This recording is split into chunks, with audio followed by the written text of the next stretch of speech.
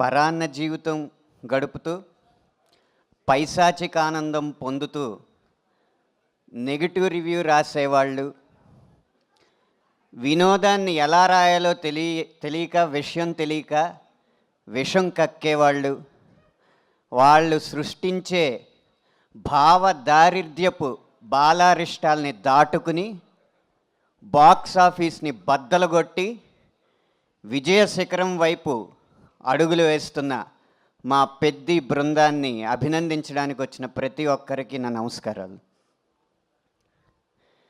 బుచ్చిబాబు గారు పెద్ది పాత్రని చిత్రీకరించి ఇస్తే ఆ శిల్పం ఎలా ఉండాలి అన్న దాన్ని జీర్ణించుకుని తనే రాయిగా, తనే శిల్పిగా, తనే ఉలిగా, తనే ఆ శిల్పంగా తనని తాను చెక్కుకుని మనందరి ముందు నుంచుని ఆ శిల్పానికి తన నటనతో జీవం పోసి పెద్ది విజయంలో ముఖ్య భూమిక పోషించిన మా హీరో రామ్ చరణ్ గారికి శిరస్సు వంచి మా బృందం తరపున నమస్కరిస్తున్నాను.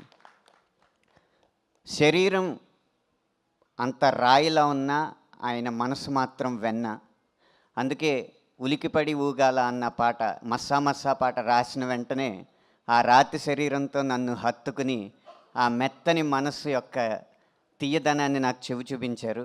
ఇలాంటి సందర్భం, ఇలాంటి అదృష్టం రేపు పాటలు రాయాలనుకున్న ప్రతి ఒక్కరికి కలగాలని మనస్ఫూర్తిగా కోరుకుంటున్నాను.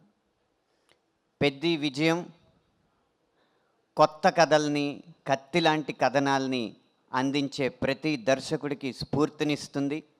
అలాగే ఎప్పుడు డ్యూయెట్లు, ఎప్పుడు అయ్యే పాటలు రాసే మాలాంటి వాళ్ళకి కొత్త సన్నివేశాలను అందించి వాటిని కూడా 100 మిలియన్ల పాటలుగా తీర్చిదిద్దచ్చు అన్న ప్రేరణ ఇస్తుంది. కాబట్టి ఇలాంటి సినిమాలు మరింత విజయవంతమై మాలాంటి సాంకేతిక నిపుణులకి, నటులకి ఇంకా స్ఫూర్తినివ్వాలని మనస్ఫూర్తిగా కోరుకుంటూ విరమిస్తున్నాను. థ్యాంక్ యూ అనంత్ శ్రీరామ్ గారు, thank you so much. Yes, Peddi పెహల్వాన్గా